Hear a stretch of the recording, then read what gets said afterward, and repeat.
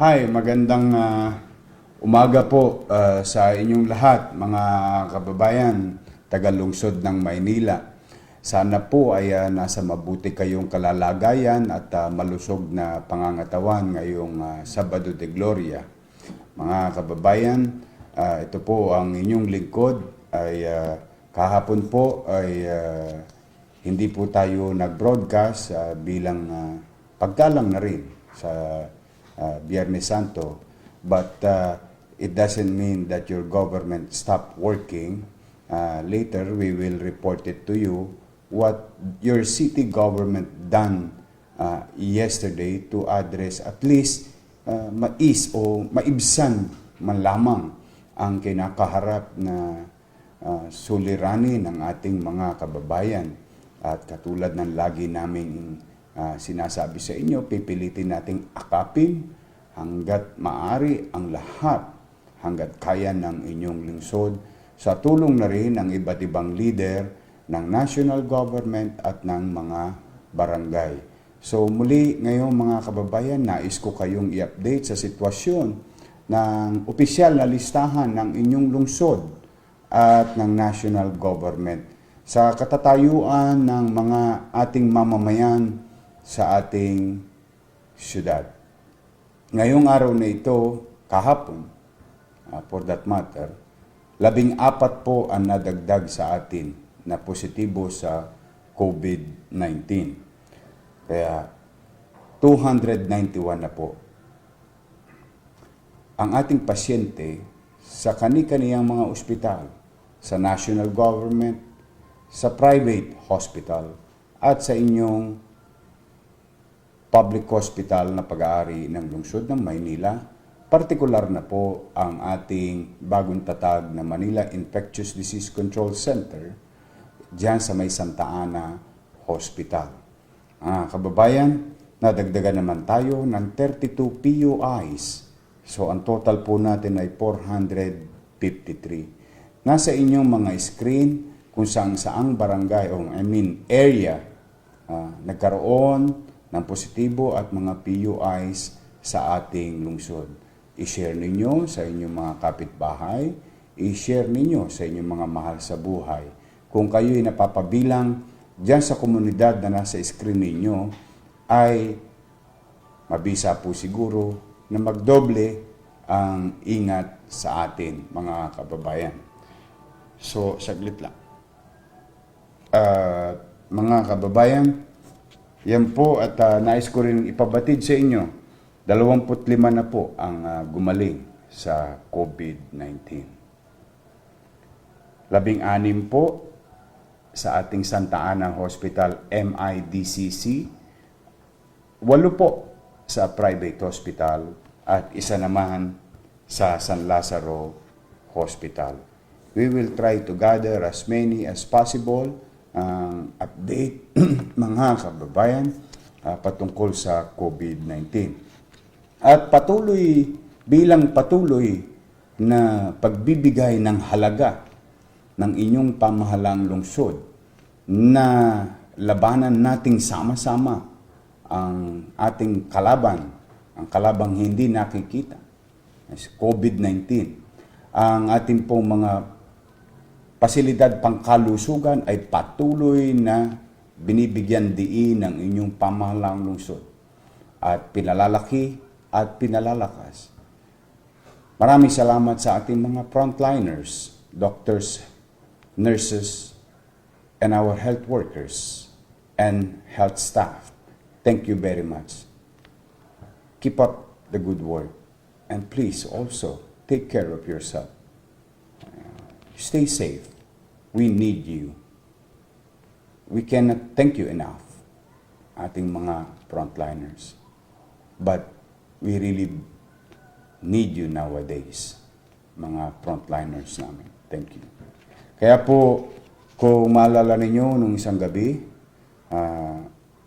pinasyalan ko po yung bagong tatag sa Ninoy Aquino Stadium, sa putong sports facilities na pag-aari ng national at ng lokal na pamahalaan. At ipinagpapasalamat ko po kay Pangulong Rodrigo Roa Duterte, kaya sa AFP, particular na the Medical Division, sa BCDA, sa DPWH, sa DOH, at kay Executive Secretary Attorney Medel Dea, na sila po ay nagtatag ng bagong pasilidad dito sa ating lungsod para na sa ganoon magkaroon pa tayo ng espasyo at magamit pa natin ang ibang mga frontliners, particularly sa health sectors, na uniformed personnel of the AFP. Maraming salamat sa inyo, Pangulo. At dito nyo inilagay sa Maynila na alam nyo talagang kailangan namin na lalong palakihin yung ating mga pasilidad. Yan po ay mabubuksan na sa Lunes at mag-uumpisa na pong maglagay ng mga COVID-19 positive patients dyan sa ating Ninoy Aquino Stadium. At yan naman po ay napanood ninyo. At kanina, mga kababayan, nais ko po rin ipabatid sa inyo. Binisita po natin through the leadership of Dr. Pox Pangan and Manila Health Department employees and health workers, at kasama ko si Vice Mayor Hani Lacuna. Ang ating, kung maalala nyo, 3 weeks ago, I've been announcing it to you that we are going to prepare ourselves if numbers will not give us a better result. No? Bilang paghahanda at patuloy na paglaki ng dami ng PUIs, kanina po ay binisita natin ang Delpan Evacuation Center, kung saan yan po ay kinonvert natin as persons under investigation area, holding area, para po patuloy silang mailayo sa kapahamakan, matugunan, ora mismo ang kanilang pangangailangan habang hinihintay nila ang testing at resulta ng testing na ginawa sa kanila. Mailalayo din natin sa kapahamakan ng kanilang mga mahal sa buhay, mga kapitbahay at kaibigan at kapamilya. Kaya po yan ay kinalulugod po namin na ipabatid sa inyo na hindi po titigil ang inyong pamahalaang lungsod sa maliit naming kaparanan na bigyan ng madiin na atensyon itong mga pasilidad na kakailanganin natin laban sa COVID-19.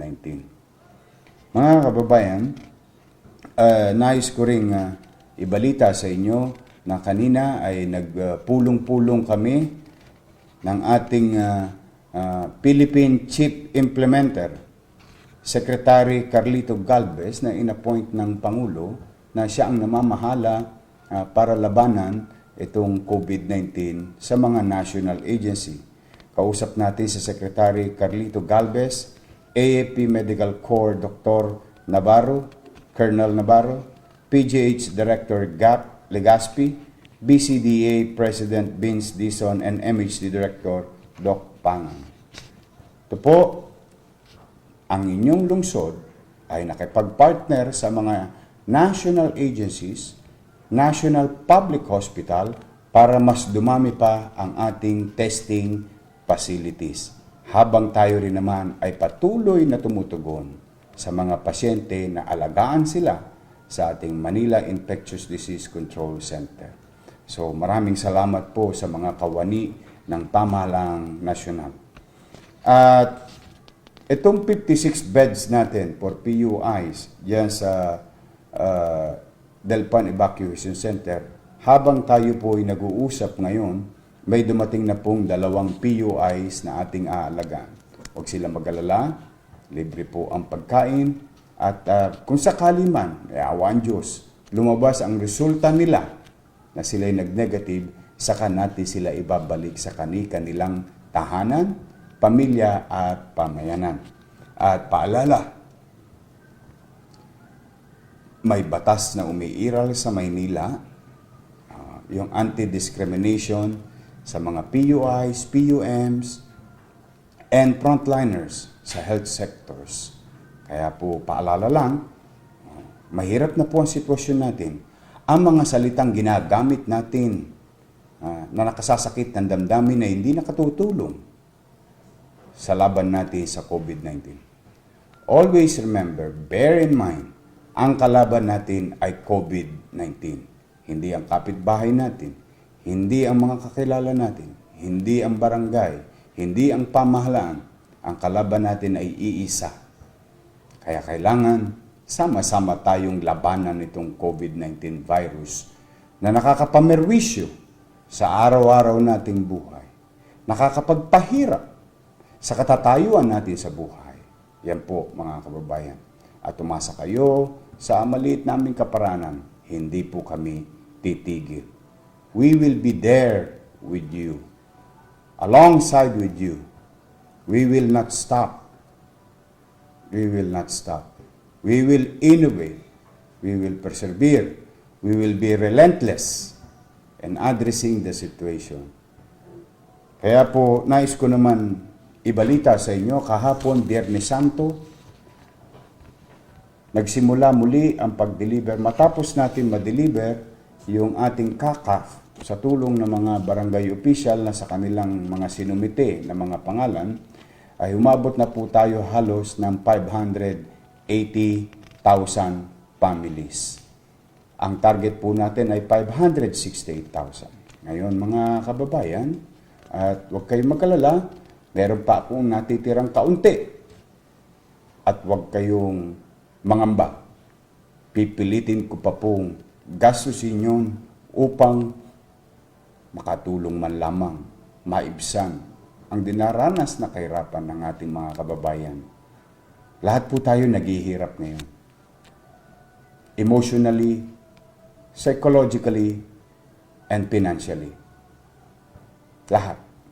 Mayaman, middle class, mahirap. Lalo pa ang mga mahihirap.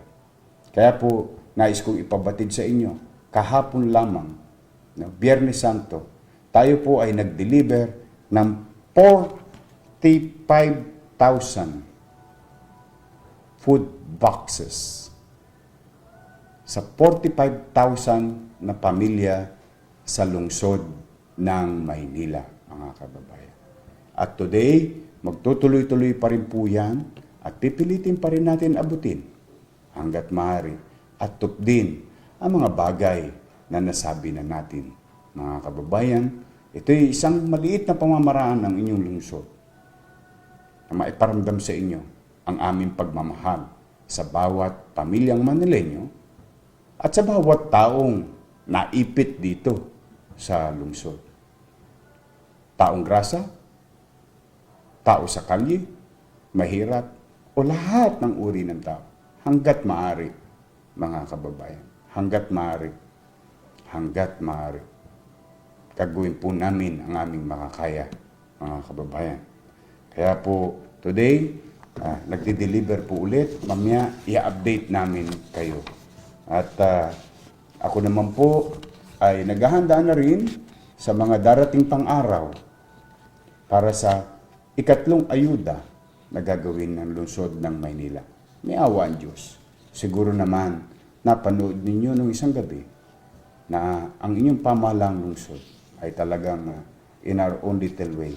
May paghahanda na namang ginagawa para sa mga darating na linggo pa ng panahon ng ating ECQ o quarantine time. So, ngayon naman, nais kong pasalamatan muna, no? At may i-report ako sa inyo tungkol sa sabong. At kung po pwede, bago ko sana yung ma-report, ma-share ninyo itong broadcast na ito sa lahat ng taong kakilala ninyo. Please. Kasi po ako'y may gagawing panawagan doon sa mga talipandas na nagsasabong pa sa kasagsagan ng Biyernes Santo. Pero bago yan, mga kababayan, please share this broadcast. Bago yan, nais kong pasalamatan si dating Senador J.B. Ejercito sapagkat si Senator J.B. Ejercito po at saka kasama ang kanyang mga grupo, no, ang tinatawag nilang Food for Meds, no? Pinagpapasalamat natin kasi nagpapadala si dating Senador J.B. Ejercito ng mga pagkain para sa ating mga frontliners sa ospital, sa national government, at dito sa ating local government. Maraming salamat, Senator J.B. Ejercito. Maraming salamat sa iyo. At again, sa Liberty Food Mart, 4,000 pieces of burger buns. Again, maraming salamat. Ngayon, mga kababayan, bago matapos ang broadcast, let me be straight with you. Habang tayo, mga kababayan, ang inyong pamahalaang lungsod, talagang nag-iisip na kung paano maibsan ang nararamdaman ninyo. Yung hirap na dinaranas ninyo. Masalimuot ho itong suliranin natin. Marami sa ating mga kababayan nagugutom. Kaya po ipinagbawal ko ang pagtitinda ng alak sa panahon na ito para yung mga tulongges na naghahanap ng pera sa gobyerno, naghahanap ng tulong sa gobyerno, at pag nakuha nila, mas inuuna nila ang bisyo nila sa alak. At pinilit natin para wala silang mabilahan, ay pinagbawal ko ang pagtitinda. Bukod sa bawal ang pag-inom under Ordinance 5555 sa kalsada. Dahil gusto ko maipakita sa inyo ang malasakit at pagpapahalaga kung anumang meron na papaghaharimunan tayo na maibibigay, dulot o bigay ng pamahalaang lungsod para wala na silang mahanap na dahilan. Pero hindi. Mayroon pa rin individual na talagang talipandas. Hindi ko alam kung anong sagad ng kasamaan sa mundo meron ng mga taong ito. Biyernes Santo, sementeryo.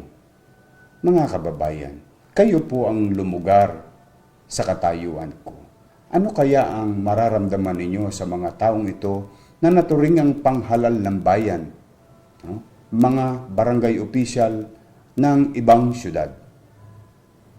At hindi pa ho doon nagtatapos yun. Hindi lang ho sila taga-ibang syudad, ginawa pa ho nila yung pagsasabong sa loob ng sementeryo kung saan nahihimlay ng payapa, ng tahimik, ng maayos ang inyong mga mahal sa buhay, na para bang inapak-apakan lang yung mga nicho na mga mahal natin sa buhay. Walang galang sa mga patay. Walang galang sa institusyon. Walang galang sa batas. Walang pakialam sa krisis na ating kinakaharap. Mga kababayan, nais kong ipakita sa inyo, for the first time, let me show you these pictures. I want you to help me. I want you to help me find these people. I will treat them as a regular criminal if they will not surrender to the authorities of the city of Manila. Mga kababayan, nais kong ipakita sa inyo at mga nahuli na namin ang ilan sa kanila. Christopher Fernandez de los Reyes, alias Bong, 43 years old, single, jobless pero may pansabong. Residing at 29th Street, Manila North Cemetery, Santa Cruz, Manila. Ronnie Ignacio, 31 years old, single, painter, residing at 5th Street, Manila North Cemetery, Santa Cruz. Pangatlo, Briggs John Rolly L. Reyes, Chairman, Barangay 129, Caloocan City, at large. Ulitin ko ha. Briggs John Rolly L. Reyes, Barangay Chairman, Barangay 129, Caloocan City, at large. Alpi Lacson, Barangay Kagawad, 129, Caloocan City, at large. Romualdo Reyes, alias Udong, Barangay Kagawad o Barangay 129, Caloocan City, at large. John Chris Domingo, alias Tenga, pero Bingi, Barangay Kagawad o Barangay 129, Caloocan City, at large. Alias Cabron o Barangay 131, Caloocan City, illegal cockfighting operator, at large. Alias Makmak o Barangay 129, Caloocan City, Biyernes Santo,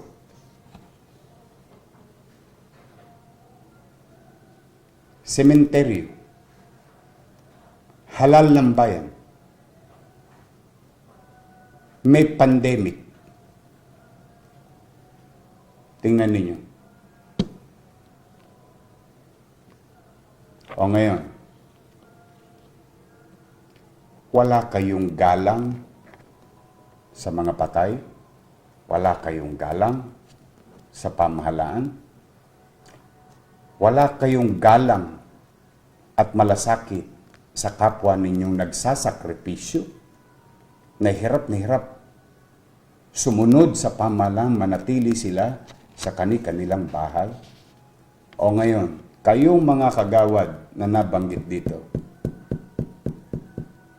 binibigyan ko kayo ng 48 hours sumuko sa pamahalang lungsod ng Maynila.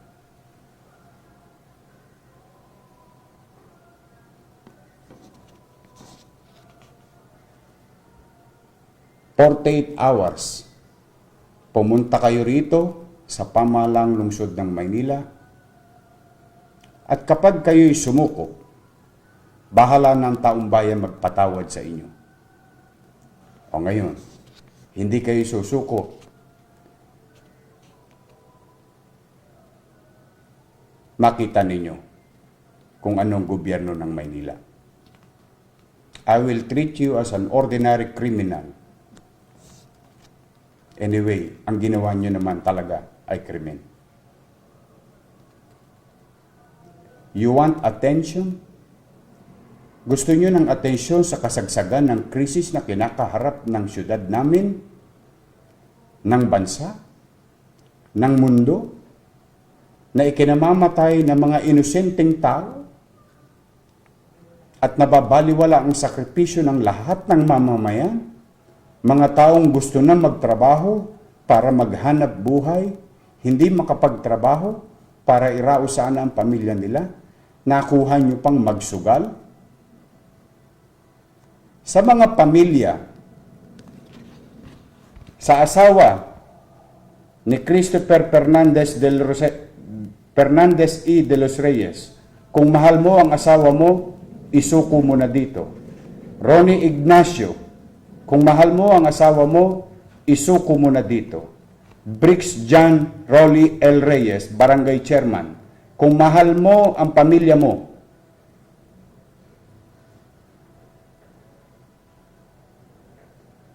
at gusto mo pa silang makasama, sumuko kayo sa pamahalaang lungsod ng Maynila. Pare-pareho tayong lumaki sa kalye. Alam niyong ibig kong sabihin. Alpi Lacson, kung nakikinig ang pamilya nito, pasukuin niyo na to. Romualdo Reyes, Udong, may pamilya ka, kung mahal mo sila, at kayong mga pamilyang nanonood, kumbinsihin nyo ang inyong asawa. John Chris Domingo, alias Tenga, alias Cabron, alias Makmak, nahuli na namin ang mga kasama nyo. Alam namin kung saan kayo nakatira. Hindi magiging dahilan sa amin na hindi namin ipatupad ang batas. Kung mahal ninyo ang mga taong nabanggit ko, binibigyan ko kayo ng 48 hours. Sumuko kayo sa pamahalaang lungsod ng Maynila.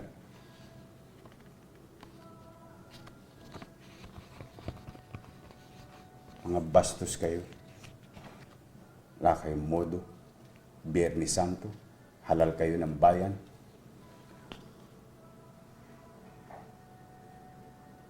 Tingnan nyo ginawa nyo sa sementeryo namin. Mga talipandas.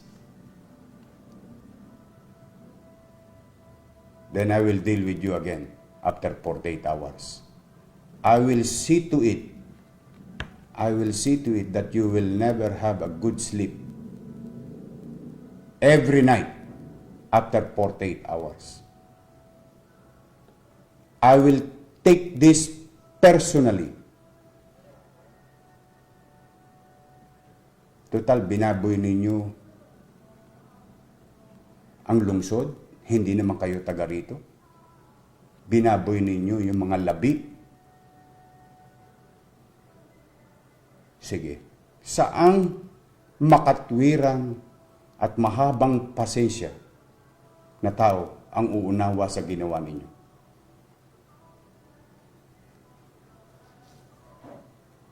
Talagang namuno kayo ng salop.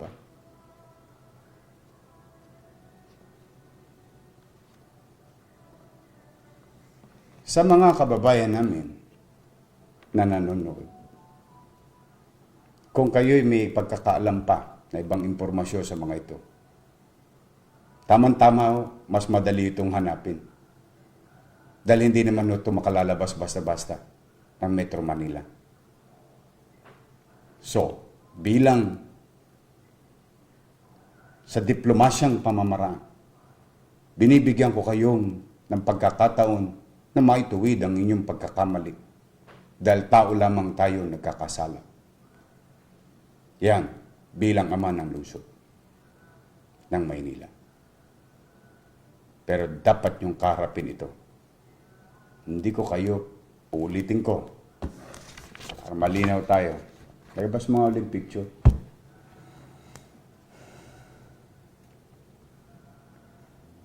Ayan, Kagawad Udong. Sige pa. Kagawad pa kayo Ayan, Kagawad Tenga. Yan yung kapitan. Brix Reyes. Maraming salamat sa kumuha ng video.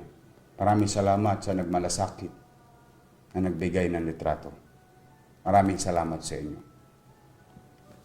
Kaya po mga kababayan, umasa kayo dito sa ating lungsod. Papangalagaan po namin kayo. Dito sa ating lungsod, may batas po. Dito sa ating lungsod, may gobyerno po. Sa maliit naming kaparaanan. Hindi ko hayaan ng sino man na babuyin ang inyong ninanais na magkaroon ng payapa at maayos na pamayanan. Obligasyon ko yan sa inyo. Then, muli, mga kababayan, ako naman ang mananawagan sa inyo. Huwag niyong tutularan yung mga yan. Tiis lang. Lahat naman tayo, may kanya-kanyang sakripisyo, kanya-kanyang level ng sakripisyo. Pagkakainip, hirap, pagod, puya, at tayo. Pero may awa ang Diyos. Makakaraos din tayo. Ngayon, Semana Santa, Sabado de Gloria, o quarantine. Tingnan natin yung isang banda. Baka ito'y dulot din ng Diyos upang makasakasama natin ang ating mga mahal sa buhay. Makagawa tayo ng mga mabubuting alaala kasama ang nanay natin, ang tatay natin, mga anak natin, mga lolo't lola natin. Simulan natin na maglista